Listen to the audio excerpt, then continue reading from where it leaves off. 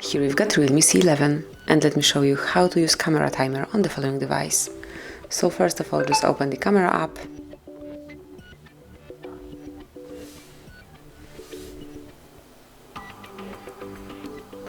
Then tap on the more icon and select timer. And you can pick 3 or 10 seconds delay. So let me start with 3, and now if you grab a photo, it will be taken with 3 seconds delay.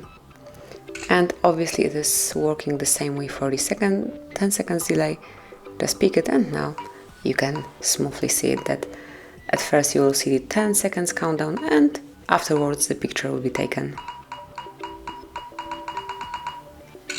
And that's it. To turn the timer off, just mark it one more time, and as you can see now it is not active.